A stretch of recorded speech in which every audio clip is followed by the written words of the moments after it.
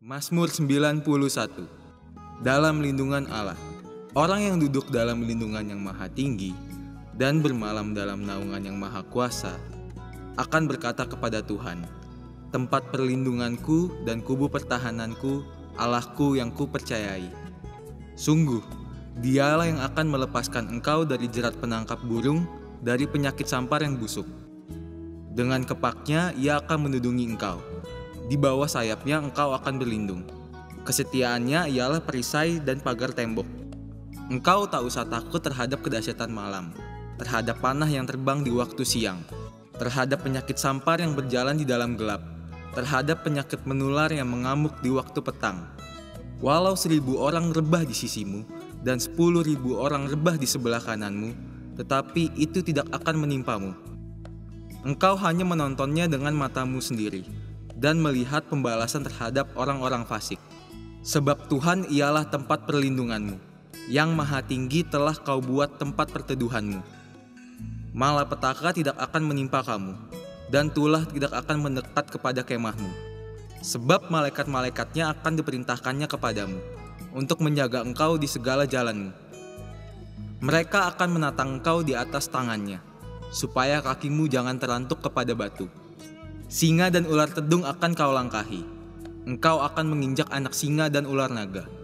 Sungguh, hatinya melekat kepadaku, maka aku akan meluputkannya. Aku akan membentenginya sebab ia mengenal namaku. Bila ia berseru kepadaku, aku akan menjawab. Aku akan menyertai dia dalam kesesakan. Aku akan meluputkannya dan memuliakannya. Dengan panjang umur akan kukenyangkan dia, dan akan kuperlihatkan kepadanya keselamatan daripadaku. Amin.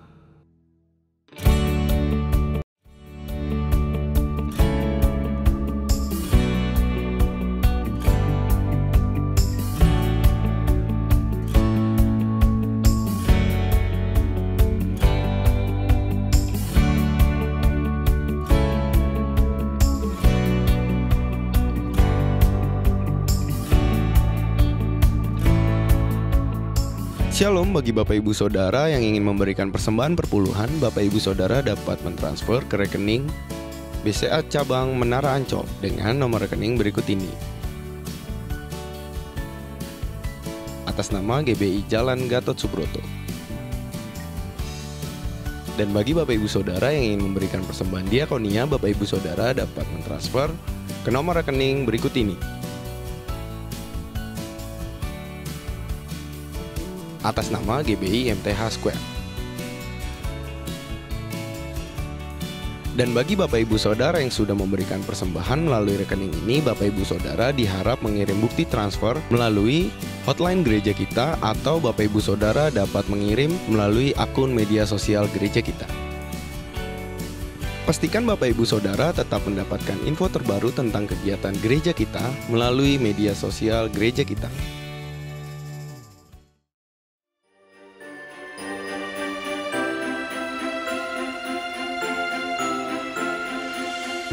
Christmas is coming. Christmas Celebrate gereja kita akan diadakan pada tanggal 20 Desember 2020. Acara ini akan ditayangkan melalui channel YouTube gereja kita, yaitu GBI MT Haryono Square. Acara ini hanya dilakukan satu kali saja, yaitu pada pukul 8 pagi. Setelah acara ini akan dilanjutkan dengan Christmas Fellowship pada pukul 9 pagi melalui Zoom meeting gereja kita, yang linknya akan kami tampilkan di deskripsi. Bagi Bapak Ibu Saudara sekalian yang rindu menabur untuk acara ini, dapat mentransfer ke nomor rekening berikut ini. Amsal 23 ayat 18. Karena masa depan sungguh ada dan harapanmu tidak akan hilang. The light of hope in new dimension. See you and God bless you.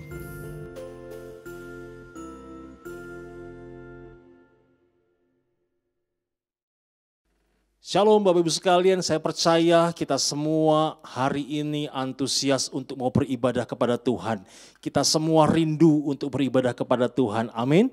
Bapak Ibu sekalian, kita sudah masuk di bulan November dan kita sudah cukup lama nggak pernah bertemu sama-sama, kita nggak bisa bersekutu, kita nggak bisa bersama-sama dan bertemu, bertegur sapa, dan sebab itu Bapak Ibu sekalian, setelah ibadah ini kami akan mengadakan fellowship melalui Zoom. Bapak Ibu sekalian bisa mendapatkan link Zoom melalui kotak deskripsi di bawah ini, dan Bapak Ibu sekalian bisa ambil bagian melalui Zoom setelah ibadah ini selesai. Mari kita akan memulai ibadah kita dan kita akan perkatakan sama-sama Pentakosta ketiga. Mari kita perkatakan 1, 2, 3. Pentakosta ketiga. Pentakosta ketiga adalah pencurahan Roh Kudus yang dahsyat di zaman now, melebihi yang terjadi di Azusa Street. Pentakosta ketiga akan mengakibatkan penuaian jiwa yang terbesar dan yang terakhir sebelum Tuhan Yesus datang kembali.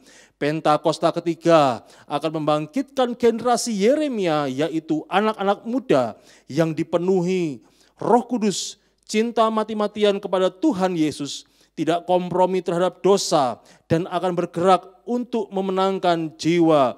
Pentakosta ketiga lahir di Indonesia dan bergerak ke bangsa-bangsa. Gerakan ini dari timur ke barat dan akan kembali ke Yerusalem.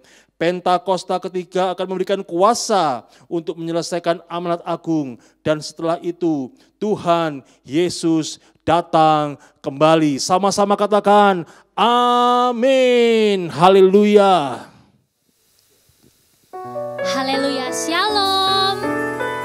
Puji Tuhan, tidak terasa saudara, kita sudah hampir memasuki akhir tahun 2020. Saya percaya kasih Tuhan selalu menyertai saudara dimanapun saudara berada. Untuk itu mari saya undang saudara untuk bersatu di dalam doa. Hati kami bersyukur Tuhan karena kami telah melihat penyertaan-Mu Bapa dari awal tahun hingga bulan ini. Engkau tidak pernah meninggalkan kami sedikit pun. Terima kasih Tuhan buat berkat-berkat yang sudah Tuhan berikan. Hingga hari ini Tuhan kami siap untuk memuji dan memuliakan nama-Mu. Biarlah setiap pujian yang kami naikkan, setiap penyembahan yang kami naikkan bisa menyenangkan hati-Mu Tuhan. Kami percaya Tuhan Engkau berada di tengah-tengah pujian kami. Terima kasih Bapa, di dalam nama Yesus kami serahkan doa ini.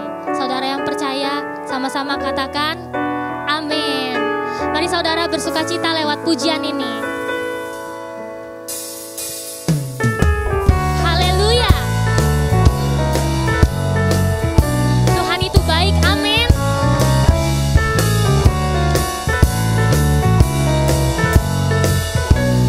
Sama-sama katakan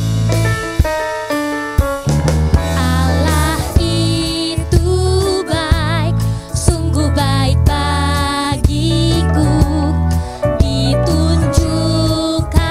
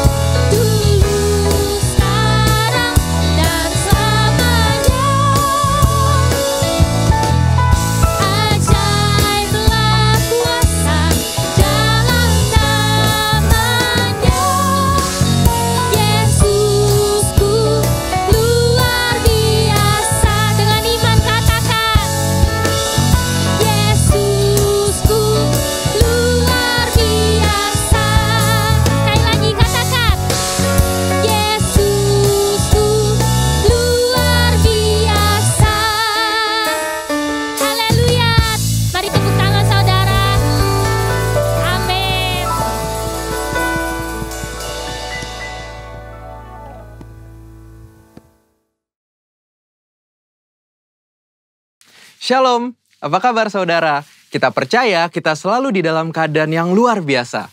Pada VOP kali ini, kita akan membahas mengenai kekudusan seksualitas atau sexual purity. Sebagai generasi Yeremia, setiap kita wajib menjaga kekudusan, khususnya kekudusan seksualitas. Namun sebuah riset yang diterbitkan lembaga independen pada tahun 2019 menyebutkan 33% remaja sudah melakukan hubungan seks di luar nikah.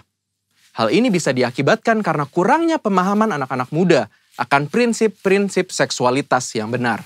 Maka dari itu, kita sebagai anak muda harus mengerti tentang hubungan seksualitas yang benar menurut Alkitab. Kita percaya Tuhan menciptakan hubungan seksual itu sakral dan kudus di hadapan Tuhan. Sehingga hubungan seksual hanya boleh dinikmati di dalam komitmen pernikahan. Hal ini dikarenakan hubungan seksual adalah anugerah Allah yang indah untuk dinikmati oleh sepasang suami dan istri yang sah dan sudah diberkati di dalam komitmen pernikahan. Firman Allah juga menekankan bahwa hubungan seksual bukanlah berasal dan akibat dari dosa, melainkan hubungan seksual diberikan di dalam pernikahan untuk menghindari percabulan. Prinsip yang lain adalah hubungan seksual harus dipersembahkan untuk kemuliaan Allah. Kita harus mengerti bahwa hubungan seksual bukanlah sekedar kepuasan fisik semata, namun hubungan seksual memberikan pengertian hubungan yang mendalam antara suami dan istri. Karena hubungan suami dan istri adalah gambaran hubungan Kristus dengan jemaatnya. Setelah mengerti prinsip kekudusan seksualitas yang benar, selanjutnya penting bagi kita anak-anak muda untuk memulai dan menjalani hubungan pranikah atau berpacaran secara bertanggung jawab di hadapan Tuhan.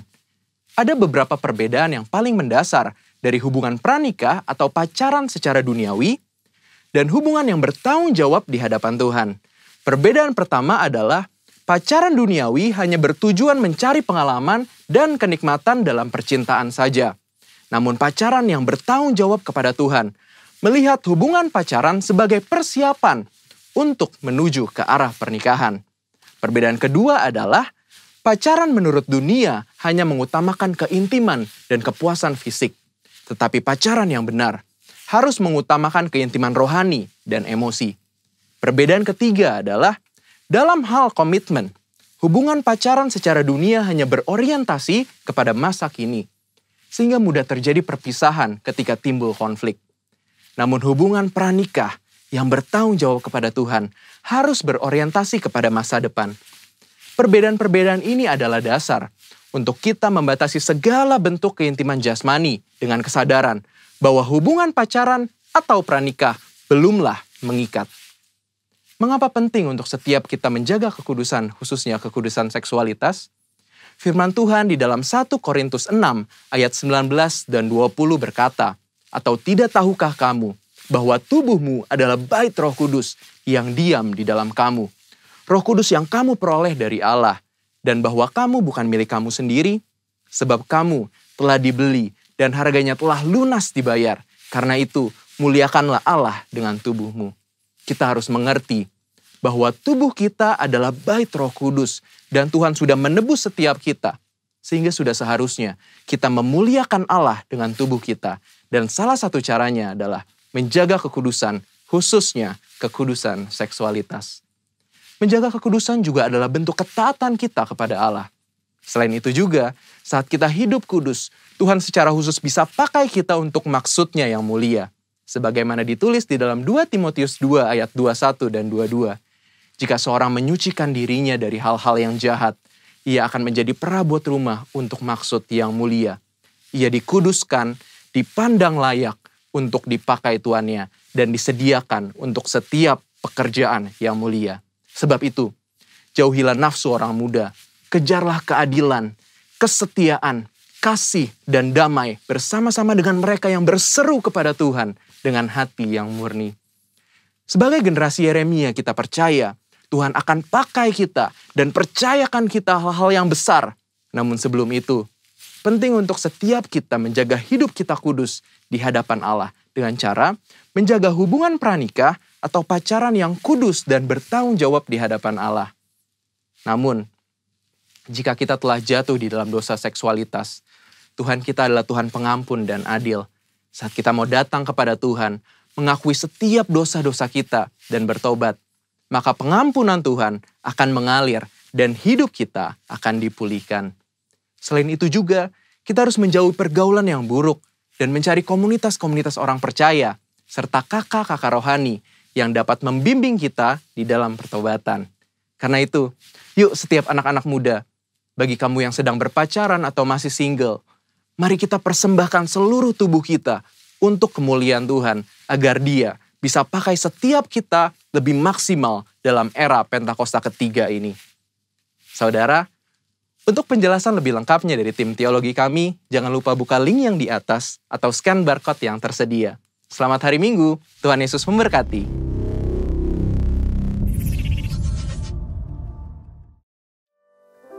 Terima kasih Tuhan buat kasih setiamu Bapa. Pengorbananmu Tuhan sungguh besar hingga kami ada sampai saat ini Tuhan. Jika bukan karena Engkau Tuhan, kami gak ada di sini. Kami bersyukur Tuhan, kasih-Mu selalu ada untuk kami. Thank you Jesus. Mari saudara, saya undang saudara untuk masuk ke dalam penyembahan. Mari refleksikan setiap kasih Tuhan dalam hidup saudara. Mulai sembah Tuhan. Bilang terima kasih.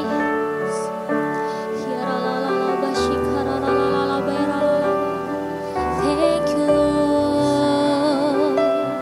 Terima kasih Tuhan. Kau baik. Pengorbananmu Tuhan yang selamatkan.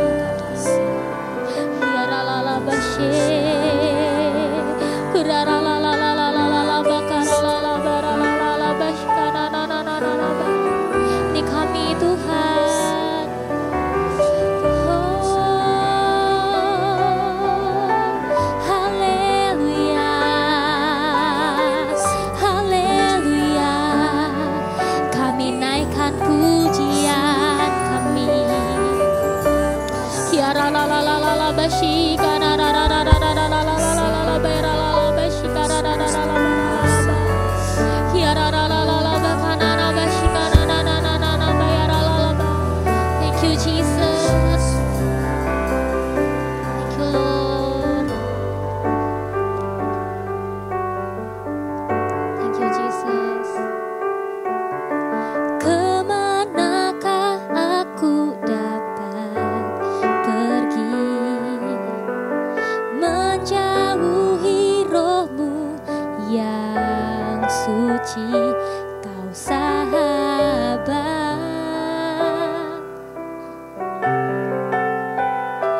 dan Kau dekat.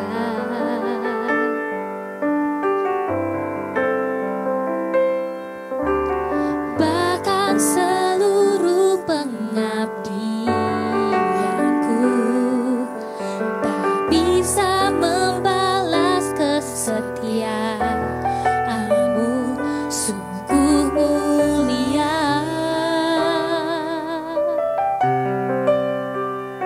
dan berharga. Sungguh besar pengorbanan-Mu bagiku, terlalu dalam untuk dimengerti. Sungguh besar, sungguh indah yang Kau pikirkan tentangku, tak terselami bagiku. Sungguh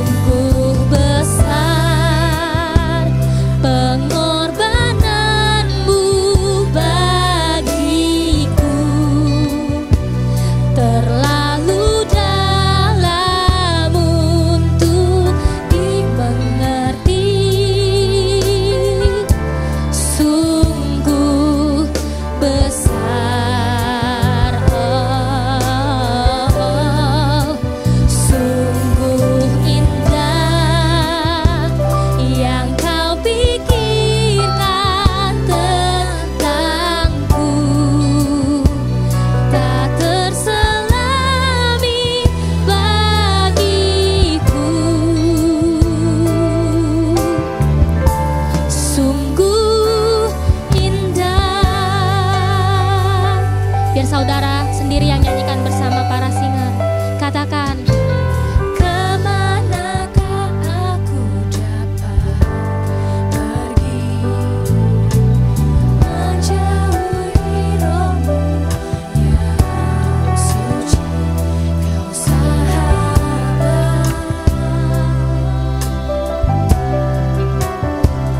dan kau dekat.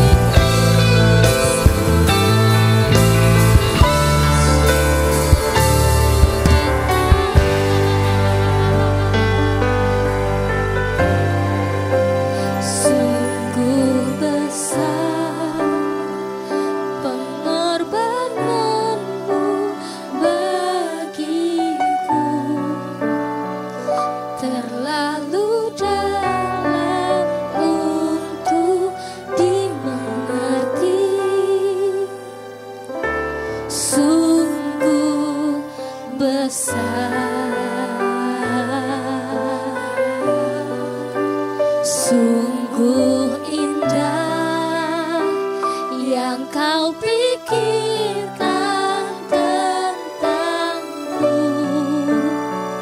tak terselami bagiku. Sungguh indah, lebih lagi katakan sungguh besar, sungguh besar pengorbananmu bagiku, terlalu dalam untuk dimengerti. Sungguh besar, sungguh indah yang kau pikirkan tentangku tak terselami bagiku.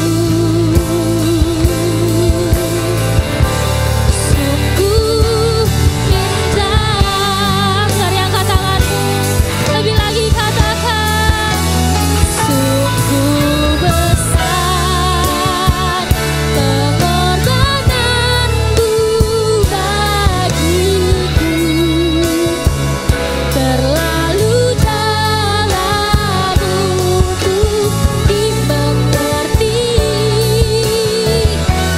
Sungguh besar, sungguh indah yang kau pikirkan tentangku tak terselami bagiku. Sungguh indah, sungguh besar Tuhan, sungguh besar pengorbananmu bagiku, terlalu dalam untuk dimengerti. Sungguh besar, sungguh indah yang kau pikirkan tentangku tak terselami bagiku.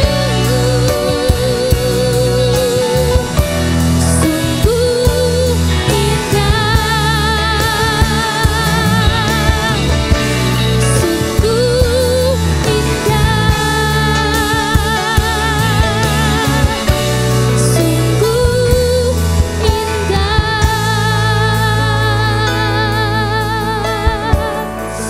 haleluya. Sungguh besar Tuhan pengorbananmu.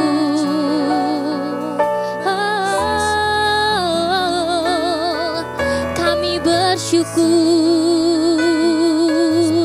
Tuhan. Thank you Jesus. Haleluya Tuhan. Thank you Lord.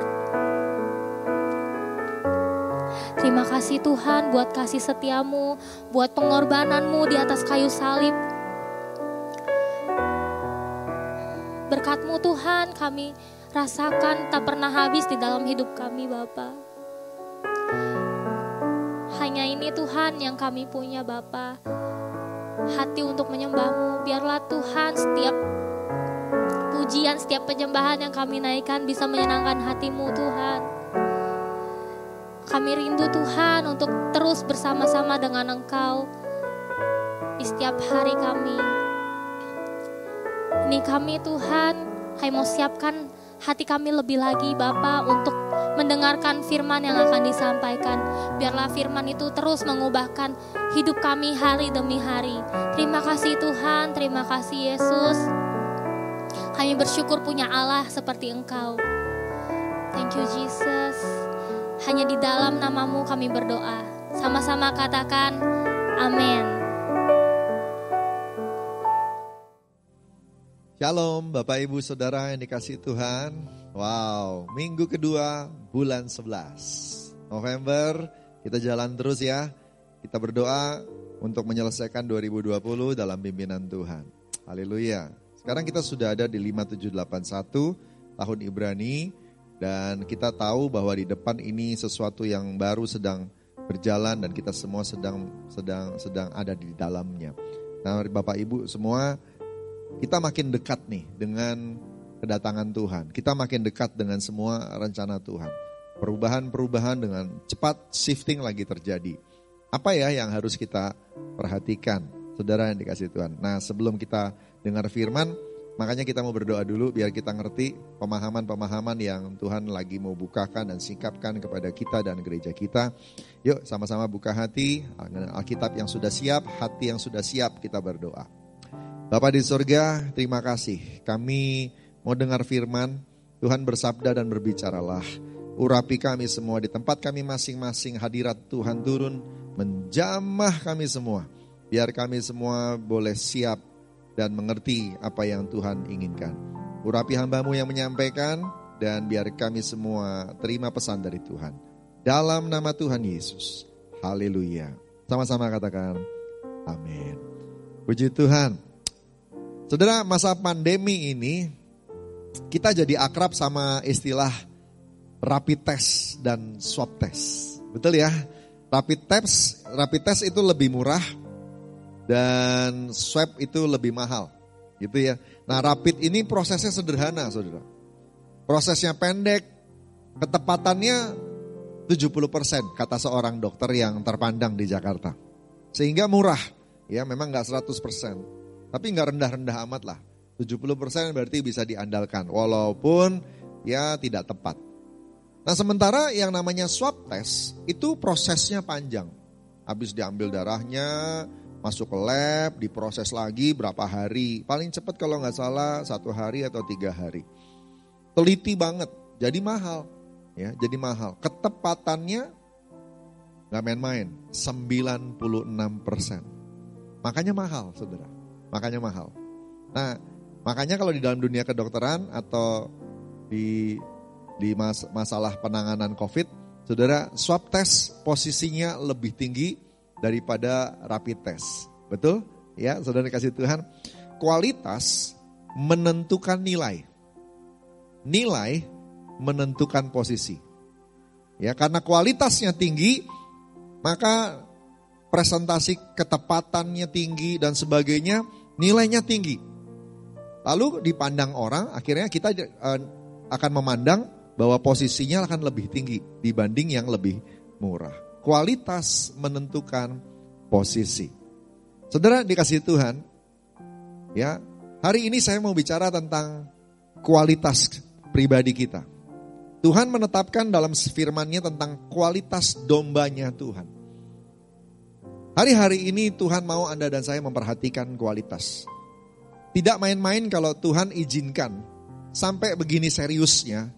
COVID-19 tidak pergi-pergi dari Indonesia atau tidak pergi-pergi dari bumi ini sampai hari ini. Kita berdoa sih supaya dalam waktu ke depan ini akan terjadi terobosan. Tapi kalau sampai segini lama, 9 bulan lebih ya kita mengalaminya, berarti Tuhan izinkan ada sesuatu ini. Dan salah satu yang saya percaya adalah Dia lagi mau pakai COVID-19 ini untuk membentuk kita. Supaya kita punya kualitas yang Dia inginkan. Dan salah satu kualitas yang ingin kita bicarakan ataupun dengar hari ini bicara tentang kualitas dombanya Tuhan. Haleluya. Satu kali Yesus sedang bernubuat tentang akhir zaman. Dia ngajarin murid-muridnya tentang tanda-tanda akhir zaman. Silahkan nanti Bapak Ibu Saudara periksa semua di Matius 24 dan Matius 25. Ya, 2 pasal itu syarat sekali dengan pesan-pesan akhir zaman. Nah, pada waktu Tuhan Yesus mengajarkan tentang tanda-tanda akhir zaman, ada satu orang murid yang kepo, yang pengen bertanya. Dia bilang gini, kapankah semua itu akan terjadi? Kapan itu akan terjadi digenapi? Nah, Tuhan Yesus bilang gini, tidak tahu, anak tidak tahu, siapapun gak tahu, hanya Bapa yang tahu. Katakan amin. Bapa yang tahu. Artinya gini, Yesus pasti datang. Yang gak pasti timingnya. Bapa yang tahu, kita gak tahu. Ya, jadi sesuai dengan tanda-tanda akhir zaman, salah satunya adalah penyakit sampar. Ya, ini mengingatkan kita kembali bahwa memang COVID-19 ini memperingatkan kita bahwa ada momennya di mana nanti Tuhan akan datang. Ya, apakah langsung habis ini? Tidak tahu. Apakah masih lama? Enggak tahu. Hanya Bapa yang tahu. Amin. Saudara kasih Tuhan. Nah, tapi Yesus tidak berhenti di kata-kata seperti itu. Dia melanjutkannya dengan kata-kata begini, ya, bahwa tetapi kamu perhatikan. Lalu dia mulai ucapkan tentang perumpamaan-perumpamaan. Ada 4 atau 5 perumpamaan yang diajarkan di Matius 24 dan Matius 25. Nah, itu perumpamaan itu bicara tentang berjaga-jaga. Bicara tentang jadilah orang yang setia. Bicara tentang lakukanlah tugas yang dipercayakan kepadamu. Lipat gandakanlah talenta. Dan yang terakhir dibilang perhatikan kualitas diri. Nah, yang terakhir ini yang kita mau dengar, saudara dikasih Tuhan. Pada waktu kedatangan Tuhan yang kedua, ke depan ini, apa yang harus kita perhatikan terhadap kualitas diri kita masing-masing. Poin yang terakhir ini, perhatikan di Matius 25 ayat 31 sampai dengan 40. Matius 25 ayat 31 sampai 40. Periksa diri kita terbuka yuk saudara. Dan nanti Tuhan akan urapi dan Tuhan mampukan untuk kita memperbaiki hidup kita. Ini firman bukan cuma buat Anda, ini juga buat saya dan juga buat kita semua. Yuk periksa diri dan mulai memperbaikinya supaya kita paling tidak mulai mendekati standar kualitas yang diinginkan sama Tuhan. Oke? Ayat 31 berkata begini. Apabila anak manusia datang dalam kemuliaannya dan semua malaikat bersama-sama dengan dia, maka ia akan bersemayam di atas tahta kemuliaannya. Lalu semua bangsa akan dikumpulkan di hadapannya dan ia akan memisahkan mereka seorang daripada seorang. Sama seperti gembala memisahkan domba dari kambing. Dan ia akan menempatkan domba-domba di sebelah kanannya dan kambing-kambing di sebelah kirinya. Dan raja itu akan berkata kepada mereka yang di sebelah kanannya, mari, hai kamu yang diberkati oleh Bapakku, terimalah kerajaan yang telah disediakan bagimu sejak dunia dijadikan. Sebab ketika aku lapar, kamu memberi aku makan. Ketika aku haus, kamu memberi aku minum. Ketika aku seorang asing, kamu memberi aku tumpangan. Ketika aku telanjang, kamu memberi aku pakaian. Ketika aku sakit, kamu melawat aku. Ketika aku dalam penjara, kamu mengunjungi aku. Maka orang-orang benar itu akan menjawab dia, katanya, Tuhan, bila manakah kami melihat engkau lapar dan kami memberi engkau makan, atau haus dan kami memberi engkau minum? Bila manakah kami melihat engkau sebagai orang asing dan kami memberi engkau tumpangan, atau telanjang dan kami memberi engkau pakaian? Bila manakah kami melihat engkau sakit atau dalam penjara dan kami mengunjungi engkau? Dan raja itu akan menjawab mereka, aku berkata kepadamu, sesungguhnya segala sesuatu yang kamu lakukan untuk salah seorang dari saudaraku yang paling hina ini, kamu telah melakukannya untuk aku. Wow, ya. Dan demikian juga sebaliknya kepada yang kelompok kambing, saudara ya. Tadi untuk kelompok domba. Nah, saya nggak baca bagian yang itu, saya mau baca bagian paling akhirnya, ayat 46-nya. Dan mereka ini, yang kambing-kambing tadi ya saudara ya, dibilang akan masuk ke tempat siksaan yang kekal. Tetapi orang benar ke dalam hidup yang kekal. Jadi ada dua kualitas, yang seperti domba dan yang seperti kambing. Saudara dikasih Tuhan, dan satu siksaan yang kekal, satu hidup yang kekal. Berapa banyak di tempat ini yang mau dapat hidup yang kekal, sorga, seperti yang direncanakan oleh Tuhan, yang dijanjikan oleh Tuhan? Saya juga mau. Amin saudara. Saudara dikasih Tuhan, pertanyaan hari ini, apakah engkau kualitas domba atau kualitas kambing? Kristen domba atau Kristen kambing? Doa saya, kita semua Kristen dengan kualitas domba. Amin saudara. Saudara kasih Tuhan, kata kunci untuk perumpamaan ini ada di ayat 40. Dan raja itu akan menjawab mereka, aku berkata kepadamu, sesungguhnya segala sesuatu yang kamu lakukan untuk salah seorang dari saudaraku yang paling hina ini, kamu telah melakukannya untuk aku.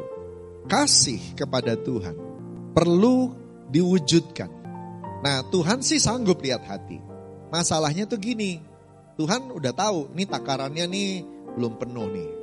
Oh, ini nih kualitasnya ya baru 50% lah. Tuhan bisa lihat gitu ya. Tuhan bisa lihat, oh ini kualitasnya nih bagus punya nih, bisa lah B lah nih. Ya, atau 70-80% lah begitu.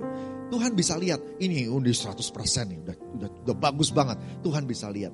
Yang masalah kenapa kasih itu harus diwujudkan? Supaya kita sendiri bisa lihat. Kita tuh gak sanggup lihat hati. Ya, dan itu sebabnya mesti keluar. Nah, wujud kasih kita kepada Tuhan adalah kasih kita kepada sesama. Saudara dikasih Tuhan, kalau benar engkau punya kualitas yang mencintai Tuhan, maka engkau harus dibentuk supaya bisa juga mengasihi sesama. Khususnya mereka yang lebih lemah atau yang dipandang tidak layak. Tolong mereka. Bukan cuma karena mereka pantas ditolong, bukan. Banyak orang-orang yang perlu ditolong, bahkan mereka tuh termasuk dalam kategori yang gak pantas ditolong juga. Gak tahu bilang terima kasih lah, gak ingat-ingat kalau pernah ditolong lah, dan sebagainya. Banyak yang kayak begitu. Tapi bukan berarti kita kemudian berhenti menolong atau berhenti menjamah. Nggak, Tuhan bilang lakukan terus. Karena itu bukan karena mereka layak atau mereka gak layak. Engkau menolong mereka karena itu kualitasmu. Halo. Amin, saudara. Karena memang engkaulah itu. Engkaulah anak-anak Tuhan. Yang memang akan jadi pewaris kerajaan Allah. Yang memang gak bisa kalau gak nolong. Kualitasmu sudah sampai di sana. Saudara dikasih Tuhan. Mau gak dibentuk sama Tuhan hari-hari ini terus. Supaya kita semua bisa mencapai kualitas domba yang kata ayat Alkitab tadi kita miliki. Saudara dikasih Tuhan. Puji Tuhan. Haleluya. Hidupku dalam tangan-Mu, oh Yesus. Setiap langkah Kau tetapkan bagiku. Walau kadang ku tak dapat mengerti jalan-Mu, tetap ku percayakan hidupku.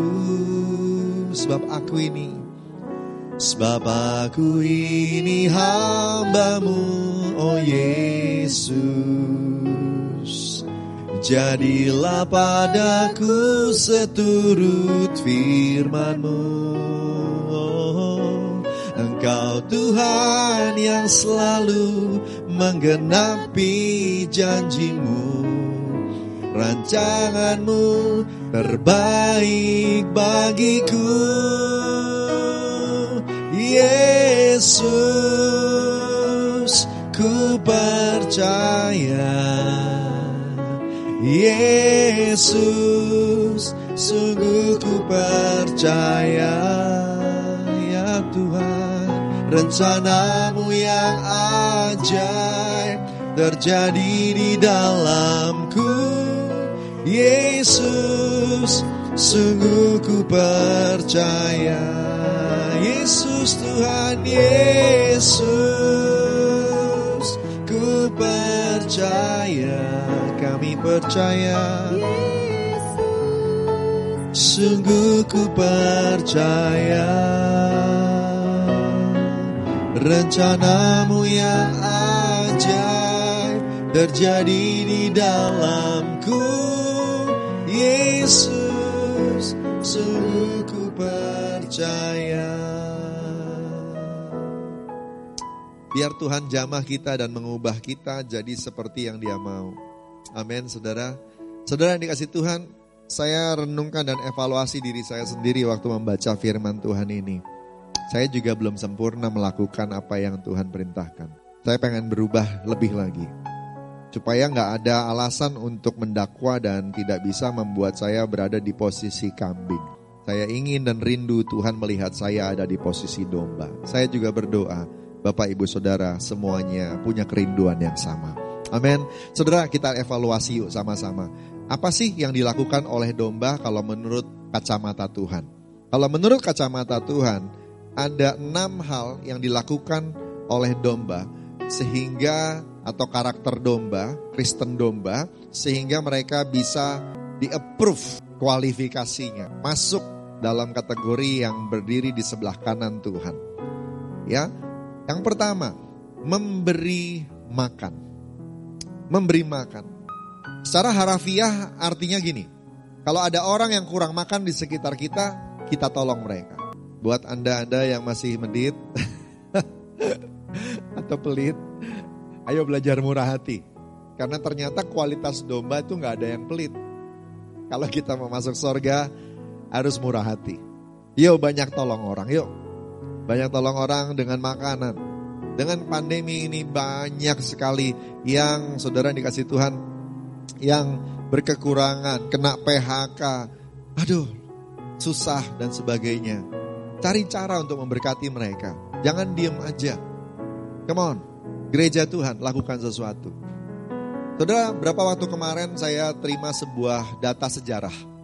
Data sejarah itu menjelaskan tentang apa yang terjadi di masa-masa pandemi di tahun 1920 dan 1820. Jadi apa yang terjadi hari ini pernah terjadi 1 abad dan 2 abad sebelumnya, yaitu tahun 1920 dan 1820. Saudara tahu apa yang dilakukan gereja orang-orang Kristen pada zaman itu?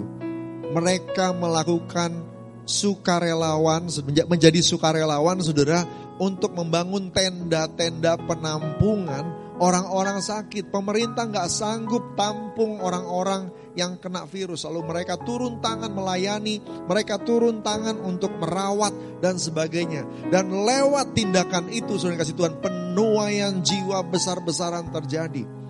Pandemi juga pernah terjadi ketika kota Roma itu tahun abad-abad awal, gereja mula-mula, saudara kasih Tuhan. Dan kardinal atau pemimpin gereja pada zaman itu, mereka juga saudara turun tangan untuk melayani warga kota. Sehingga akhirnya waktu mereka turun tangan menolong orang-orang itu, justru nama Tuhan dimuliakan. Justru nama Tuhan dimuliakan. Kita gak usah ngomongin hal-hal besar saudara kasih Tuhan. Buka mata, buka telinga, ada tetangga kiri kanan, ada saudara kiri kanan saudara kasih Tuhan. Turun tangan bantu mereka semua. Amin, saudara yang kasih Tuhan. Tolong mereka semua. Apa yang bisa ditolong? Ini arti harafiahnya, ya. Tapi ada arti metafora di sana, arti perlambang yang ada di sana. Ada banyak orang lapar rohani di luar sana, di sekitar kita. Mereka kebingungan dengan keadaan yang tidak menentu, keadaan yang tidak pasti, keadaan yang tidak baik hari-hari ini. Mereka bingung dan jawabannya sebenarnya ada di dekat mereka, yaitu di dalam Anda, di dalam saudara, di antara kita, di sekitar kita sudah mereka kebingungan untuk mencari jawaban. Padahal Anda sudah tahu jawabannya. Jawabannya itu Tuhan. Dan firman itu perlu disampaikan. Teladan itu akan menjadi makanan rohani buat sesama yang butuh Tuhan. Are you available to be used by God? Apakah engkau bersedia dipakai sama Tuhan? Hidup jadi teladan itu gak mudah. Engkau harus siap jadi kayak ikan mas atau ikan hias di akuarium.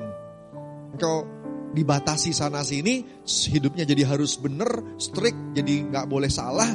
Ya, kayaknya gak enak banget begitu ya. Tapi justru dengan cara begitulah orang-orang di sekitarmu akan diberkati.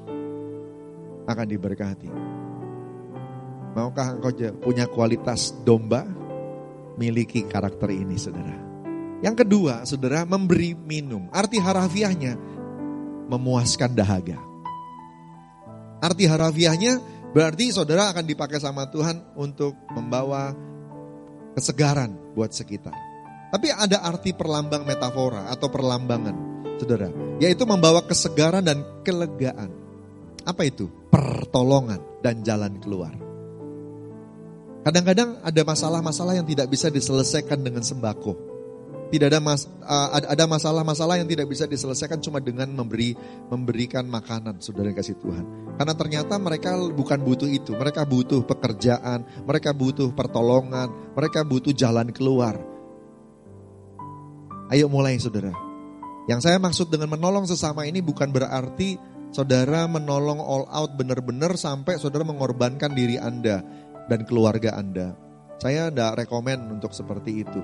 Ya, saya maksudnya adalah Anda ikut ambil bagian. Ya. Mungkin kalau nggak sanggup nolong sendirian, ajak beberapa teman. 5, 6, 7, jadi kuat untuk nolong satu orang. Ya, saudara kasih Tuhan, apakah itu saudaramu? Mungkin itu yang paling dekat ya, yang paling mungkin kita tergerak untuk melakukan. Atau tetanggamu, temanmu, saudara, kita jadi kesegaran buat mereka. Apa yang bisa dilakukan? Ya, satu kali ada yang membutuhkan pertolongan pada menyampaikan berita kepada saya. Saya tidak bisa tolong semuanya yang dia perlu, yang saya bisa aja. Ya, dan itu yang saya lakukan, saudara yang dikasih Tuhan. Ya, dan saya berdoa nanti Tuhan kirim orang lain lagi untuk melengkapi sehingga bisa sempurna pertolongannya. Tapi paling tidak dia melihat ada jawaban. Dia melihat ada kasih sayang Tuhan yang turun tangan tepat pada waktunya. Amin saudara. Saudara kasih Tuhan jadi kesegaran buat orang lain. Yang ketiga, memberi tumpangan. Harafiahnya tentu saja bicara tentang upaya untuk memberikan tempat berteduh buat orang lain. Kadang-kadang kita perlu bantu mereka. Dengan banyak yang kena PHK dan sebagainya, kadang-kadang cuma untuk menambahkan mereka bisa kontrak sewa 1 bulan lagi, 2 minggu lagi, itu bisa lumayan nolong saudara. Sampai kemudian nanti mereka benar-benar dapat terobosan. Tolong yang bisa ditolong saudara kasih Tuhan. Tapi ada juga arti perlambangnya. Memberikan tempat bernaung, memberikan tempat bertumbuh. Membuka peluang buat orang lain untuk bisa dimentor, untuk bisa dinaungi di komsel, gereja. Berikan mereka peluang untuk bergabung dalam sebuah keluarga rohani. Nah ini saudara kasih Tuhan, ini kualitas domba seperti ini. Dia mikirin bukan cuma karena dia sudah diselamatkan lalu kemudian selesai, cuek, masalah selesai. Saudara kasih Tuhan, enggak. Dia juga mikirin orang lain belum ketemu Tuhan, mereka butuh diselamatkan. Yang dekat sama mereka itu aku. Orang-orang Kristen yang lain gak dekat sama mereka, aku yang dekat. Ya aku berarti yang harusnya dipakai untuk menaungi mereka. Bersediakah engkau memberikan tumpangan rohani, memberikan dirimu untuk menjadi payung rohani buat orang lain? Berkati mereka. Memang merepotkan, menolong orang, mementor orang, mengembalakan, itu berarti mengorbankan waktu kita, energi kita. Tapi waktu itu kita lakukan, saudara tidak pernah tahu berapa banyak orang-orang bisa diselamatkan cuma dengan mengembalakan atau mementor 2-3 orang, saudara dikasih Tuhan. Itu bisa menjangkau banyak hal, banyak keluarga. Karena 2-3 orang itu belum tentu terbatas. Bisa jadi mereka akan menjangkau lebih banyak lagi jiwa-jiwa berikutnya. Amin, saudara yang kasih Tuhan. Beri tumpangan berarti Anda dan saya siap jadi shelter, tempat berteduh. Yang keempat, memberi pakaian. Domba berarti memberi pakaian kepada yang perlu pakaian. Harafiahnya, upayakan supaya orang-orang punya pakaian untuk disandang. Ya, tolong. Mungkin ada pakaian-pakaian lebih yang hari-hari ini toh gak kepakai. Dalam masa pandemi ini Anda gak bisa kemana-mana, gak bisa show off bajunya juga ya. Nah itu saudara dikasih Tuhan, udah bagi-bagi sama yang gak bisa beli baju saudara, ya sumbangin sehingga yang ada di lemarimu nanti hanya yang perlu saja ya, saudara yang dikasih Tuhan. Tapi punya arti perlambang juga ayat ini. Pakaian itu bicara soal identitas, sesuatu yang dibawa-bawa tiap hari, saudara. Nah, memberikan pakaian berarti memberikan pekerjaan, memberikan identitas. Kadang-kadang pekerjaan itu adalah identitas. Nah, kalau orang-orang itu gak dapat pekerjaan, kita perlu bantu, kita perlu tolong mereka. Saya juga sedang berdoa gimana caranya ya bisa melakukan hal ini. Yang bagian ini terus terang saya tidak bisa atau belum punya. Tapi saya sedang berusaha ya.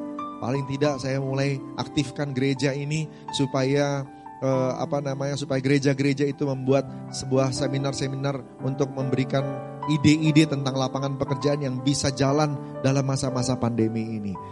Atau bisa menampung atau bisa menjadi wadah yang menolong saudara yang kasih Tuhan. Tapi apalagi yang bisa kita lakukan? Itu bisa membuat orang-orang itu jadi memiliki satu. Mereka bukan pengangguran, mereka bukan orang-orang yang tidak berguna. No, mereka bisa melakukan sesuatu. Kita tolong mereka untuk punya identitas. Saudara yang kasih Tuhan, gambar diri mereka juga dipulihkan. Ada banyak orang yang mungkin luka hari-hari ini di sekitar kita. Tolong mereka. Domba udah gak mikirin dirinya sendiri. Apa yang kau butuhkan pasti Bapa di surga akan memenuhinya. Amin saudara. Sekarang justru kita harus mulai mikirin orang yang ada di luar sana. Yang kelima, saudara yang kasih Tuhan. Ketika aku sakit engkau mengunjungi aku. Kunjungan kepada orang sakit. Harafiahnya berarti gini, kita berikan kunjungan, berikan perhatian atau bantuan untuk kesembuhan. Tentu saja harus sesuai protokol. Gak bisa kunjungin orang yang lagi COVID sembarangan. Betul ya? Saudara yang kasih Tuhan, ada hal-hal yang bisa kita lakukan. Mungkin kunjungan fisik tak bisa, tapi video call, why not? Ya, kita bisa lakukan. Kita bisa telepon, bisa saudara, pasti bisa. Ya, atau WA call. Saudara kasih Tuhan, atau WA lah paling enggak. Ya, kita memberikan perhatian. Di kompleks kami ada yang kena saudara COVID-19. Kita berikan WA, kita berikan perhatian, kita beri bantuan, kita kasih perhatian. Itu sudah mengunjungi, itu sudah memberi bantuan untuk kesembuhan. Haleluya. Tapi metaforanya, perlambangnya adalah juga memberikan perhatian kepada mereka yang sakit rohani. Kalau dulu masih ada HMC, masih ada RTS, ya sekarang tidak ada panitianya, susah. Hei, bagaimana kalau sekarang Andalah yang jadi semuanya? Kalau dulu kan ada panitianya ya, ada yang jadi fasilitatornya, ada yang jadi pembicaranya, ada yang jadi pendoanya. Gimana kalau semuanya itu Anda? Dan yang dilayani tidak usah banyak-banyak, satu orang saja. Cari orang yang bermasalah di sini. Lalu kemudian Anda yang dipakai sama Tuhan untuk mendoakannya, untuk kemudian memulihkannya, mengkonselingnya, sampai dia KKR, dia sembuh juga, saudara kasih Tuhan. Pelayanan hari-hari ini tidak didominasi hanya oleh pendeta-pendeta. Tuhan mau pakai semua orang. Karena ada banyak orang di sana yang membutuhkan dan tidak semuanya bisa mengakses hamba-hamba Tuhan, pendeta-pendeta yang bertitel pendeta. Tapi di luar sana ada hamba-hamba Tuhan yang tak bertitel pendeta. Anda. Tuhan mau pakai Anda. Saudara yang dikasih Tuhan, layani mereka. 1 orang, 2 orang sembuh, 3 orang sembuh. Kita tidak pernah tahu masa pandemi ini selesai, udah berapa orang nanti akan dijamah lewat kehidupanmu. Amin. Saudara kasih Tuhan, yang terakhir, domba punya kualitas mengunjungi orang-orang yang di penjara.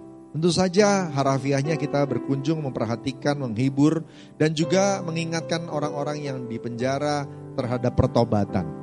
Ya, saudara kasih Tuhan, tentu saja itu harafiahnya. Tapi kalau yang metaforanya, saudara, berarti kita juga harus memberikan perhatian dan pelayanan pada orang-orang yang terbelenggu dan terikat. Hari-hari ini banyak yang terikat, saudara. Ada yang terikat sama narkoba, ada yang terikat sama pornografi, ada yang terikat oleh game online. Ya, mau ngecek apakah anakmu atau keluargamu itu terikat atau tidak dengan game online? Pada waktu mereka lagi main, coba suruh berhenti. Coba suruh berhenti saat itu juga. Jangan nanti gitu ya. Coba suruh berhenti segera. Begitu. Kalau emosi mereka langsung terganggu, saya bisa pastikan bahwa dia sudah mulai kena. Ya. Karena bayangin saudara, sudah dari bulan Maret. Ya. Kalau menurut psikologi, kebiasaan yang dibangun 3 bulan lebih, itu sudah pasti akan menciptakan satu keterikatan baru, satu kebiasaan baru. Nah, kalau dia udah kebiasaan bermain game kelamaan 3 bulan lebih, sekarang kita pandemi 9 bulan sudah. Jadi hampir dipastikan ini sekarang lagi ada banyak orang lagi terikat sama game online. Karena di rumah ngapain? Gak ngapa-ngapain. Ya. Kecuali keluarganya bijaksana dan kemudian menghabiskan waktu untuk berinteraksi dengan baik. Ya, daripada begitu lebih baik ambil bagian untuk ajak semua beraktivitas di luar rumah, di lapangan-lapangan, di kebun-kebun atau di gunung-gunung. Ya, saudara dikasih Tuhan, di alam bebas, itu tentu saja dengan protokol. Ya, saudara kasih Tuhan, perhatian dan pelayanan, lakukan ini mulai dari keluargamu dan juga periksa juga dengan orang-orang di sekitarmu supaya makin banyak yang terbebas. Sekali lagi, siapkan diri supaya kita kedapatan siap menyambut kedatangan Tuhan yang kedua. Apakah pas setelah masa pandemi atau masih jauh? Nggak peduli. Nggak ada yang tahu juga anyway. Hanya Bapa yang tahu. Apakah saya memiliki kualitas dombanya Tuhan? Apakah Anda memiliki kualitas dombanya Tuhan? Puji Tuhan kalau yakin sudah. Tapi bila firman ini kita dengar hari ini, artinya masih ada kesempatan untuk memperbaiki dan membuat kita jadi lebih sempurna lagi. Saudara, sayangi Tuhan dan sayangi sesama. Dua kualitas ini adalah hukum terutama dari orang Kristen yang diucapkan oleh Tuhan Yesus sendiri, Tuhannya orang Kristen. Sudah dikasih Tuhan. Dan perumpamaan yang tadi saya bacakan, itu juga bukan perumpamaan dari rasul-rasul. Itu perumpamaan langsung dari Tuhan Yesus sendiri. Ayat 34. Dan raja itu akan berkata kepada mereka yang di sebelah kanan, yang berkualitas domba, mari, hai kamu yang diberkati oleh Bapakku, terimalah kerajaan yang disediakan bagimu sejak dunia dijadikan.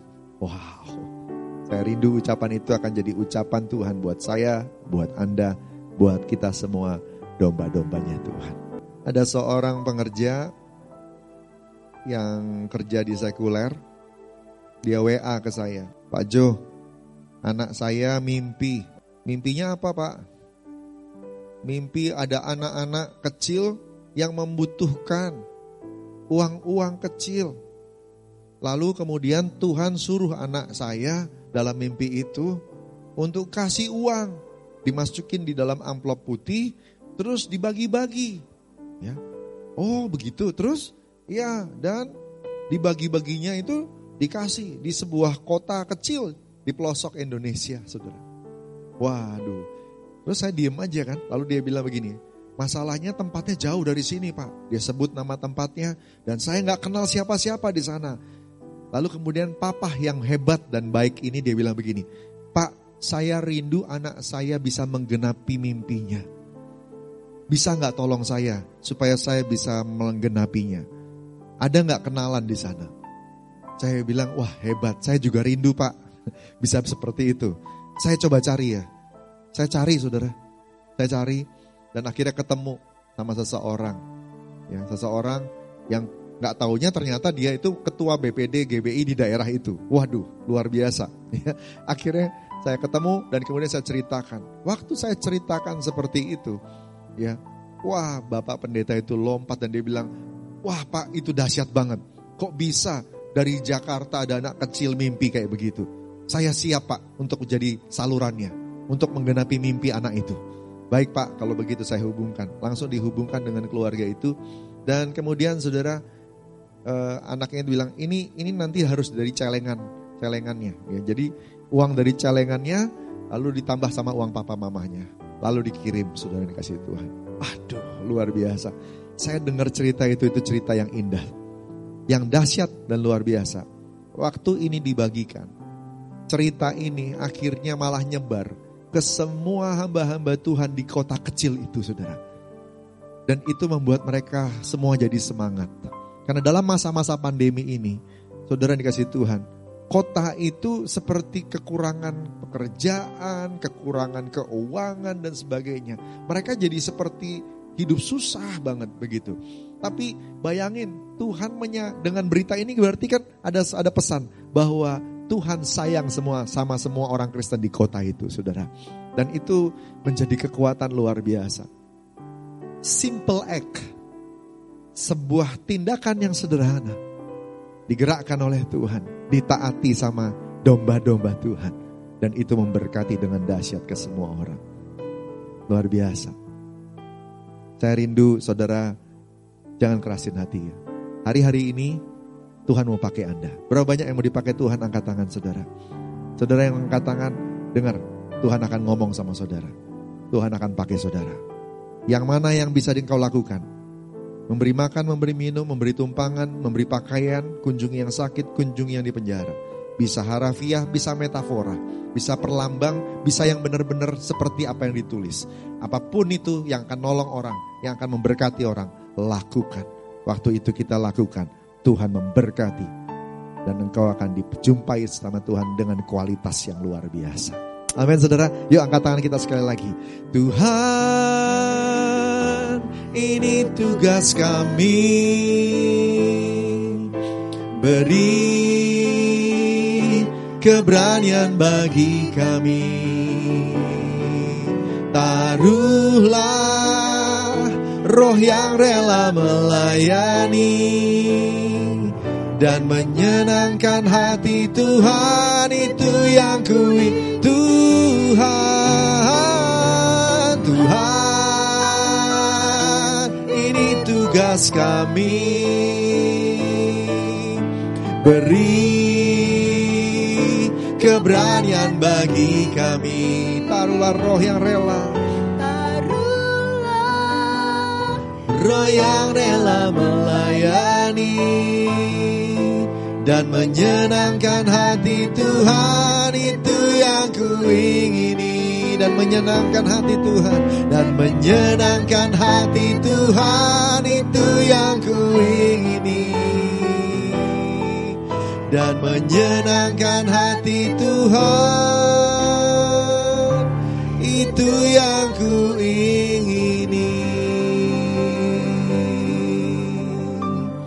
Tuhan berkati anak-anak-Mu semuanya. Kami sudah dengar firman. Kami percaya Engkau akan bicara lebih lagi kepada anak-anak Tuhan. Dan Tuhan akan pakai kami semua dimanapun kami berada. Urapi sehingga domba-domba Tuhan, semuanya Tuhan, kami semua bisa memuliakan nama Tuhan lewat hidup kami. Berkati semua. Tentu saja sebelum kami memberkati orang lain, Tuhan berkati kami juga ya Tuhan. Tolong mereka yang lemah tubuhnya, sembuhkan mereka supaya mereka bisa melayani orang lain. Penuhi kebutuhan mereka supaya mereka bisa memenuhi kebutuhan orang lain juga. Berikan berkat-Mu ya Aba, supaya mereka juga bisa memberkati yang lain ya Tuhan. Urapi anak-anak-Mu semuanya Tuhan, di rumah-rumah, dimanapun mereka berada, yang mengakses ibadah online hari ini. Berkati dalam nama Tuhan Yesus Tuhan. Jawab doa mereka semua. Terima kasih Aba, terima kasih Tuhan Yesus. Terima kasih, terima kasih. Kami sayang sama Tuhan, dan kami percaya Engkau juga sayang sama kami. Dalam nama Tuhan Yesus. Haleluya. Sama-sama katakan amin. Tuhan berkati. Saudara-saudara yang kasih Tuhan, kita akan terima doa berkat. Mari angkat tangan kita, buka hati, terima doa berkat. Terimalah berkat berlimpah-limpah dari Allah Bapa di surga, kasih karunia yang setia dari Tuhan Yesus Kristus, persekutuan manis dengan Roh Kudus menyertai kita. Dari hari ini sampai Maranatha, Yesus datang kedua kali jemput di awan permai sebentar lagi, bahkan terus kekal sampai selama-lamanya. Yang diberkati Tuhan, sama-sama katakan amin. Puji Tuhan, Bapak Ibu sekalian, saudara diberkati oleh firman Tuhan hari ini. Saya percaya kita semua telah diberkati oleh firman Tuhan, dan terlebih lagi yang paling penting adalah kita boleh menangkap dan kita boleh melakukan dalam kehidupan kita. Mari kita akan tutup ibadah kita akan berdoa. Tuhan, kami bersyukur untuk ibadah online yang kami boleh adakan hari ini. Kami boleh bersyukur, kami boleh ketemu dengan Engkau ketika kami boleh menyembah Engkau, kami boleh menerima jamahan-Mu, lawatan-Mu ketika kami meninggikan Engkau. Bahkan Tuhan, Engkau berbicara kepada kami melalui firman-Mu, dan kami mau Tuhan menangkap firman-Mu dan kami mau mengerjakan di dalam kehidupan kami. Hari lepas hari, sepanjang minggu ini, bahkan sepanjang waktu-waktu yang ke depan. Terima kasih Tuhan, terima kasih. Dan biarlah ketika kami mau berpisah hari ini, berkat Tuhan turun atas kami.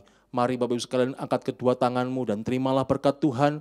Kiranya berkat yang berlimpah dari Allah Bapa di surga, dalam anaknya Tuhan kita Yesus Kristus, pertolongan, penghiburan, penyertaan, bahkan kuasa Roh Kudus akan menyertai engkau hari ini sampai Tuhan Yesus datang kedua kali menjemput kita di awan-awan permai. Semua kita yang percaya sama-sama katakan amin.